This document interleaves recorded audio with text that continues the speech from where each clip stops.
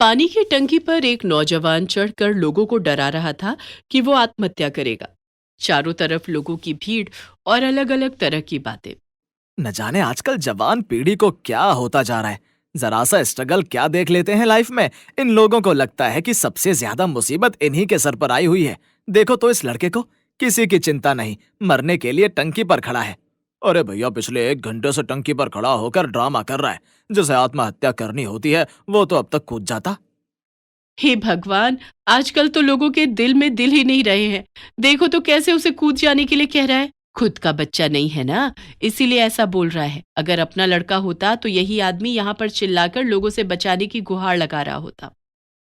अरे बेटा, क्या हुआ? क्यों आत्महत्या करना चाहते हो? अरे अपने परिवार के बारे में सोचो। अच्छा तो बताओ, क्या परेशानी है? क्या पता तुम्हें आत्महत्या करने की जरूरत ही ना पड़े। उस आदमी की बात सुनकर वो लड़का ऊपर से ही बोलता है। मेरे टीचर ने मुझे बहुत कम नंबर दिए हैं। पहले मेरी टीचर से बोलो कि मेरे नंबर बढ़ाए। अगर उन्होंने मेरे नंबर नहीं बढ़ाए तो मैं यहाँ से कूद जाऊंगा। अच्छा अच्छा, तुम पहले नीचे तो आओ, तभी तो हम तेरी टीचर से बात करेंगे। पहले तो तुम मुझे ये बताओ, क्या तुम्हारे पेपर अच्छे गए थे? तुम्हारी टीचर ने तुम्हारे नंबर क्यों काट लिए?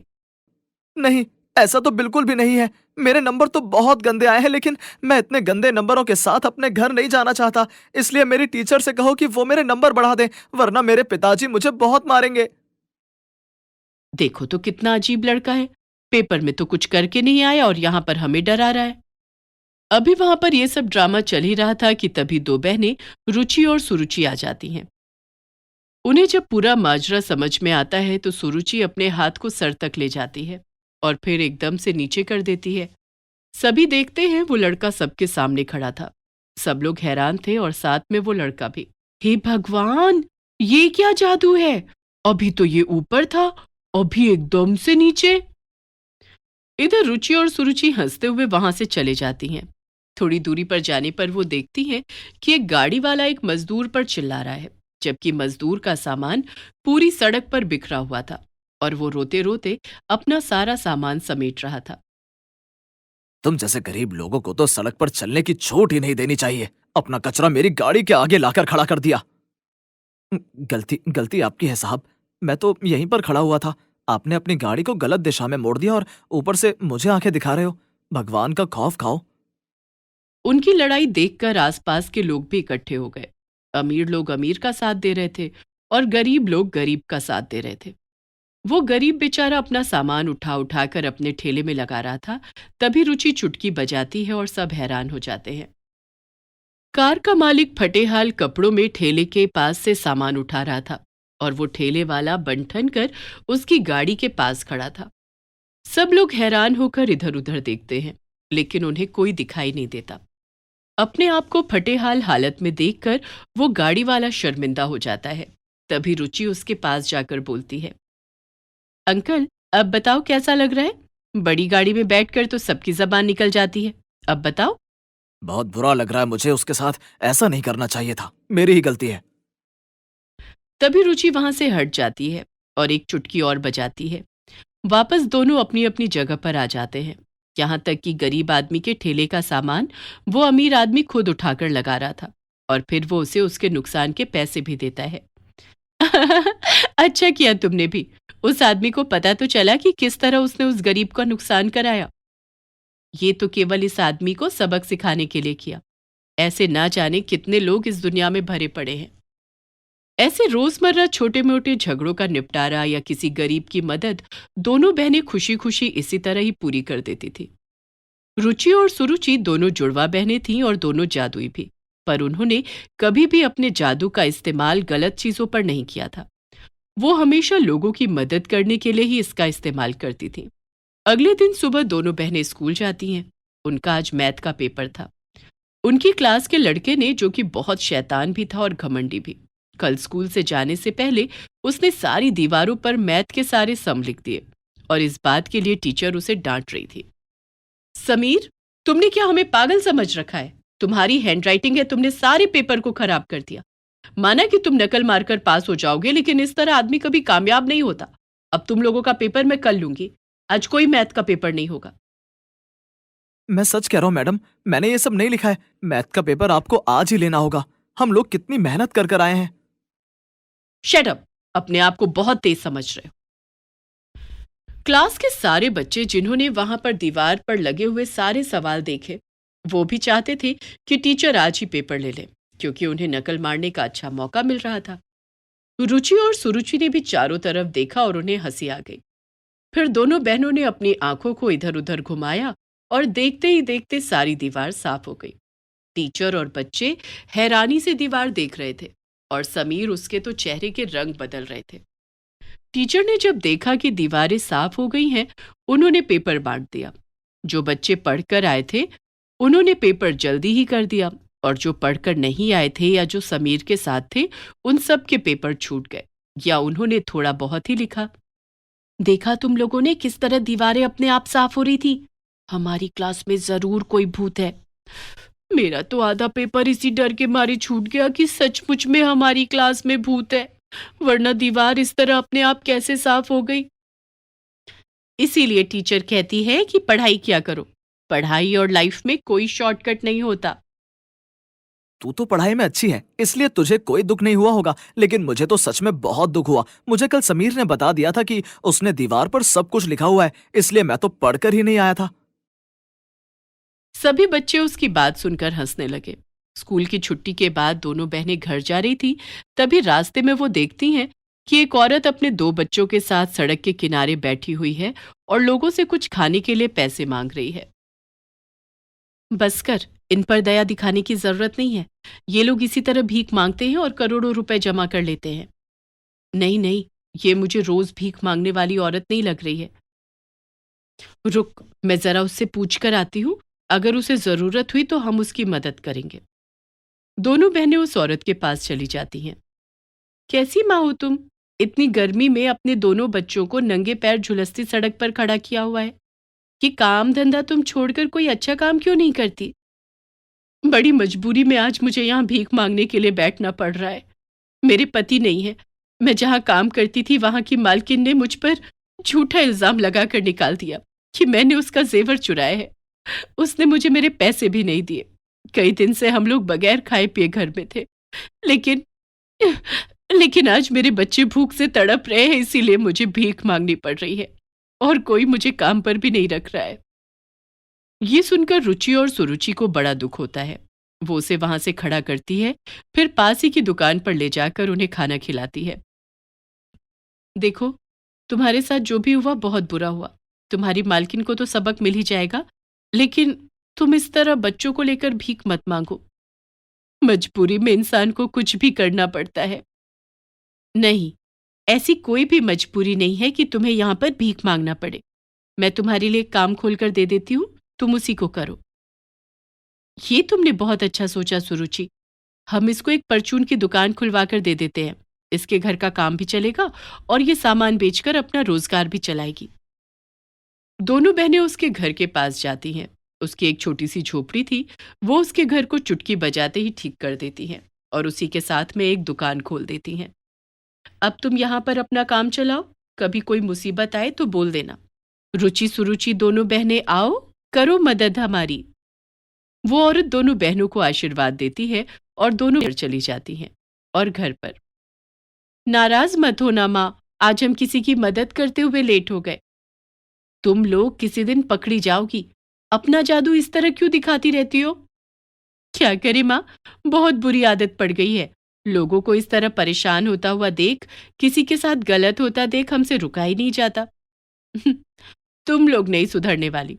चलो अब जल्दी से चेंज करो और खाना खाओ। रुचि और सुरुचि जब पैदा हुई तभी वो अपनी जादुई शक्तियों के साथ पैदा हुई थी। इस बात का पता उनकी माँ को उनके जन्म के तीसरे दिन ही चल गया था, जब उनकी दादी का पैर फिसला और उनकी कमर की हड्डी टूट गई। दोनों नवजात बच्चियों के साथ उनकी माँ को अपनी सास का भी ख्याल रखना पड़ रहा था। एक दिन ऐसे ही परेशान होकर उनकी माँ ने कहा कि हे भगवान, कुछ जादू हो जाए और मेरी सास ठीक हो जाए। तभी दोनों बहनें उठकर बैठ गईं और अपनी दादी की कमर को सहलाने लगी और थोड़ी ही देर में दादी बिल्कुल भली चंगी घर का काम कर रही थी। तब रुचि और सुरुचि ने बताया था कि वो दोनों जादू के साथ इस दुनिया में पैदा हुई हैं, क्योंकि वो दोनों स्वर्ग की अप्सरा हैं, जिन्हें ज्यादा शरारत करने पर पृथ्वी पर भेजा गया है। ये बात केवल उनकी माँ और दादी ही जानती थी, और वे दोनों बहनें इसी तरह ही लोगों की मदद करती थी। रेखा एक अनाथ आश्रम में काम करती थी। कुछ समय पहले ही उसके पति की मृत्यु हो गई थी। वो 9 माह की गर्भवती थी। इस आश्रम को चलाने वाले गिरधारी लाल बहुत ही अच्छे इंसान थे, और उनकी पत्नी सरला भी आश्रम में सब बच्चों का बहुत ख्याल रखती थी। रेखा के बारे में जानकर सरला को बहुत दुख होता है। रेखा, तुम्हारा 9वां महीना चल रहा है, जरा संभल कर काम किया करो। मैंने देखा आज सुबह से ही तुम सारी जगह पर झाड़ू पोछा किए जा रही हो। यहाँ पर और भी लोग हैं, ये काम वो भी कर सकते हैं, तुम कोई और काम कर लो। अब मैं क्या करूं मैम, मेरे पास कोई और काम है ही नहीं। जब से वो गए हैं तब से इधर उधर मन लगाने की कोशिश करती रहती हूँ, और जब से डॉक्टर ने मुझे बोला है कि मेरे जुड़वा बच्चे होंगे, तब से मैं और भी टेंशन में हूँ। क्या क्या कहा तुमने? तुम जुड़वा बच्चों की माँ बनने वाली हो, तो इसमें दुखी होने की क्या बात है? अब मैं आपको क्या बताऊं, मैं अकेली जान कैसे 2 बच्चों को रख लूंगी। अगर बेटा बेटी हो गई तो भी ठीक है, अगर दोनों बेटे भी हुए तो भी ठीक है, अगर मेरी दोनों जुड़वा बेटियां हुई तो फिर मैं कैसे संभाल पाऊंगी? 2 लड़कियों के बारे में सोचकर ही मुझे होल आ रहे हैं। इसमें इतनी डरने की क्या बात है रेखा, सब पल जाएंगी। आप नहीं समझोगी मैम, अगर जुड़वा बेटियां हुई तो उनका विवाह भी करना पड़ेगा। तो ठीक है, अगर तुम्हारी जुड़वा बेटियां हुई तो एक बेटी को मैं गोद ले लूंगी। रेखा इस अनाथ आश्रम में 2 साल से काम कर रही थी, और सब उसके स्वभाव को बहुत अच्छी तरह जानते थे। वो एक बहुत ही सभ्य महिला थी, ज्यादा पढ़ी लिखी नहीं थी। पति के मरने के बाद से थोड़ी सी परेशान रहने लगी थी। देखते ही देखते रेखा के प्रसव का दिन आ जाता है।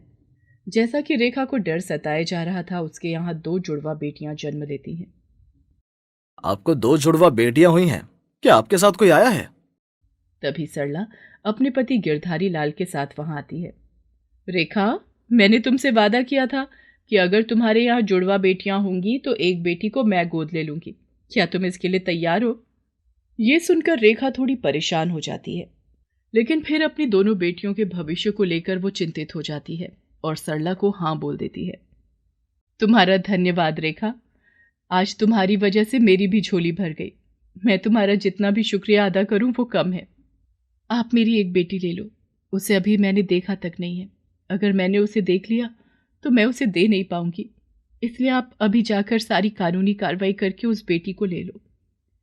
सरला रेखा की बात को सही ठहराती है और जाकर कानूनी कार्रवाई करके उसकी एक बेटी को गोद ले लेती है, और सरला रेखा की मदद करने के लिए उसे एक रकम भी देती है।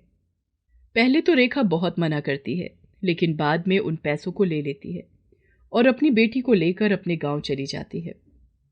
वहीं गांव में उसके पास एक जमीन का छोटा सा टुकड़ा था और एक छोटा सा घर। जिस घर को बड़ा करने का सपना देखने के लिए वो दोनों पति पत्नी शहर आए थे, और यहीं से रेखा की दोनों बेटियों की किस्मत एकदम से बदल जाती है। रेखा अपनी बेटी का नाम विभा रखती है और सरला अपनी बेटी का नाम आभा। सरला अपनी बेटी आभा के लिए सारी खुशियां खरीद कर ले आती है। क्या चीज नहीं थी जो आभा के कमरे में नहीं थी? सुंदर सा पालना, बहुत सारे खिलौने, सुंदर सुंदर कपड़े, मखमल का बिस्तर। वो किसी राजकुमारी की तरह लग रही थी। और उधर रेखा अपनी बेटी को लेकर गांव आ जाती है, तो गांव में वो उसके लिए एक चद्दर का पालना बनाती है। अपने ही हाथ से ही सिले हुए कुछ खिलौने बनाती है, और रेखा काम करते वक्त उसे कभी अपनी पीठ पर बांध लेती तो कभी अपनी छाती पर। वो अपनी छोटी सी जमीन पर सब्जियां उगाती और उन्हें ही बेचकर अपना गुजारा करती। देखते ही देखते 6 साल भी हो जाते हैं और दोनों बच्चे स्कूल जाने के लिए तैयार हो जाती हैं। सुनो जी, आभा का कल पहला दिन है स्कूल जाने का। मैं तो ये सोच रही हूँ कि ये 4-5 घंटे मैं उसके बिना कैसे बिताऊंगी। इतने सालों में मैंने उसे एक बार भी अपने से दूर नहीं किया। तुम बहुत अच्छी माँ हो, किसी पराई लड़की को इतना प्यार दिया है कि सगी माँ भी न दे पाती। आज तो आपने ये बात कह दी, लेकिन आइंदा कभी भी ये बात कहकर मेरा दिल मत दुखाना। आभा मेरी ही बेटी है। तभी आभा भागते भागते वहां आती है और अपनी माँ के गले लग जाती है। मम्मी जी, आप कौन सी बोतल ले आई हो? मैंने कहा था ना मुझे पिंक कलर की बोतल चाहिए, और आप मेरे लिए ब्लू ले आई हो। आई एम सॉरी बेटा, चलो तुम तैयार हो जाओ, मैं तुम्हें अभी पिंक कलर की बोतल दिलाकर लाती हूँ। सरला आभा को बोतल दिलाने के लिए जाती है और उधर गांव में, अरे वाह वाह, आपने तो कितना सुंदर रंग बिरंगा मेरा बस्ता तैयार कर दिया। स्कूल में तो सब बच्चे फिर मेरा ही बस्ता देखेंगे। मेरी प्यारी गुड़िया, देख मैंने तेरे लिए ये बोतल भी तैयार की है। रेखा एक खाली पानी की बोतल पर सुंदर सी नक्काशी करके उसे पीने की बोतल बनाकर विभा को दे देती है और वो दोनों चीजों को पाकर बहुत खुश हो जाती है। दोनों बच्चियां अलग अलग जगह पर स्कूल जाना शुरू कर देती हैं। स्कूल जाते हुए अभी कुछ ही समय होता है कि, रेखा, तुम्हारी बेटी तो पढ़ाई में बहुत होशियार है। कोई भी चीज एक ही बारी में याद कर लेती है। ऐसा लगता है जैसे कि तुम्हारी बेटी विलक्षण बुद्धि की पैदा हुई है। वो तो मैं नहीं जानती टीचर जी, लेकिन जब मैं इसको किताब पढ़ाती थी तो ये सब कुछ याद करके जल्दी जल्दी ही मुझे सुना देती थी। सच में विभा बहुत ही होशियार बच्ची है। उधर आभा के लिए भी टीचर यही बोलती है, जिसे सुनकर सरला बहुत खुश हो जाती है और देखते ही देखते दोनों बच्चियां 12वीं की कक्षा पास कर लेती हैं। एक तरफ आभा बहुत अमीरी में जीवन गुजार रही थी, जहां उसे किसी भी चीज की कमी नहीं होती थी। वहीं विभा एक एक चीज के लिए तरसती रहती थी, लेकिन कभी भी रेखा से किसी भी चीज की फरमाइश नहीं करती थी। स्कूल की तरफ से विभा को स्कॉलरशिप मिलती है। रेखा, विभा ने तो हमारे स्कूल का ही नहीं पूरे जिले का नाम रोशन कर दिया। इस पर भगवान की असीम कृपा है। सरकार की तरफ से विभा को स्कॉलरशिप मिली है और जो एंट्रेंस टेस्ट इसने दिया था उसमें तो ये अव्वल रही है। इसलिए तुम इसका भविष्य खराब मत करो इस गांव में रहकर। इसको लेकर तुरंत शहर चले जाओ। वहां के एडमिशन की सारी प्रक्रिया पूरी हो जाएगी। इस काम में मैं तुम्हारी मदद करूंगी। और किस्मत वापस रेखा को शहर ले आती है। उसे अपनी दूसरी बेटी की बहुत याद आती है। एक बारी रेखा सोचती है कि अनाथ आश्रम जाकर देखूं, फिर मन कड़ा करके नहीं जाती। विभा का एडमिशन शहर के नामी कॉलेज में हो जाता है। देख विभा, नया शहर है, जरा संभल कर बेटा। यहाँ के तौर तरीके सब तेरे लिए नए हैं। माँ, मैं सब जानती हूँ, आपकी बेटी सब संभाल लेगी। पर माँ, हम यहाँ क्या करेंगे? हमारे पास तो काम भी नहीं है। तेरी प्रिंसिपल ने मुझे काम दिला दिया है एक स्कूल में आया का, वहीं रहने का भी हो जाएगा। तू अपने कॉलेज जा, मैं भी काम पे जाती हूँ। विभा कॉलेज जाती है। इतना बड़ा कॉलेज देखकर उसका मुंह खुला का खुला ही रह जाता है। उसे अंदर जाने में भी डर लग रहा था। तभी वहां एक लड़की आती है और विभा से, हे, ये तुम क्या पहन कर आई हो? ये बाल कैसे बना लिया आज? और ये सस्ता सा सूट, क्या ये ड्रीम्स है तुम्हारे? आप मुझे ऐसे क्यों बोल रही हो? और क्या बुराई है मेरे कपड़ों में? ऐसा बोलकर विभा वहां से चली जाती है और वो लड़की उसे ही देखे जा रही थी। तभी पीछे से आभा आकर उसके सिर पर मारती है, तू यहाँ है और मैं तुझे गेट के पास देख रही थी। ओए सुन, तू इतनी जल्दी कपड़े बदल कर कैसे आ गई? भांग खा ली है क्या? मैं यही पहन कर आई हूं। तुझे यकीन नहीं होगा, अभी बिल्कुल तेरे जैसी लड़की देखी मैंने। चल पागल हो गई है तू, मैं अकेली ही खुद जैसी हूं। पता किया कहाँ है हमारी क्लास? फिर वो दोनों अपनी क्लास में जाते हैं। वहां विभा पहले से ही क्लास में होती है। जब दोनों एक दूसरे को देखती हैं तो देखती ही रह जाती हैं। देखा, मैं इसी की बातें कर रही थी। ऐसा कैसे हो सकता है? ये तो दिखने में ही इतनी गरीब लग रही है। नहीं नहीं, ऐसा नहीं हो सकता। अरे, ये तो बिल्कुल मेरे जैसी है। तभी टीचर आ जाती है। तुम दोनों बहनें हो? दोनों एक साथ बोलती हैं, नहीं। पर दोनों को देखकर सब यही कह रहे थे कि ये सगी बहनें लग रही हैं। कॉलेज के बाद दोनों घर जाती हैं। मम्मी, मेरी क्लास में एक लड़की आई है, बिल्कुल मेरे जैसी। हम दोनों जुड़वा लग रही थी, बस वो किसी आया की बेटी है। ये सुनकर सरला थोड़ी हैरान होती है और सोचती है कि रेखा तो गांव में रहती है, फिर वो लड़की कौन होगी? और वहां विभा, माँ, आज हूबहू मेरे जैसी लड़की मेरी क्लास में मैंने देखी। हे भगवान, कहीं वो मेरी ही बेटी तो नहीं है? अच्छा, क्या नाम है उसका? आभा नाम है, बहुत अमीर है। इतने सुंदर कपड़े पहनकर आई थी, उसके पास खुद की बड़ी सी कार भी थी। उधर सरला, अच्छा, उसकी माँ ही है, बाप नहीं है क्या? हाँ, मैम ने जब सबसे पूछा था तब उसने कहा था कि वो गांव से आई है अपनी माँ के साथ और उसे स्कॉलरशिप मिली है, तभी इतने बड़े कॉलेज में आई है। इसे कहते हैं किस्मत। हाँ, यही किस्मत है, तभी तो इतने सालों बाद तुम दोनों मिल गई। सरला सारी बात गिरधारी लाल को बता देती है। मन छोटा मत करो। रेखा तुमसे आभा को नहीं लेगी। अगर लेना होता तो वो बहुत पहले ही ले लेती। तुम्हें उससे मिलना चाहिए। नहीं नहीं, मैं आभा को नहीं खोना चाहती। संभालो खुद को।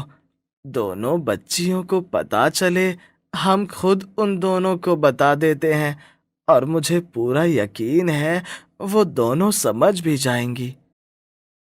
गिरधारी लाल रेखा का पता लगवाता है, उसे और विभा को लेकर घर जाता है जहां सरला और आभा उनका इंतजार कर रही थी। रेखा सरला को देखकर नमस्कार करती है। सरला भी आभा और विभा दोनों हैरान सी खड़ी थी। तब गिरधारी लाल दोनों बच्चियों को सब सच बता देता है।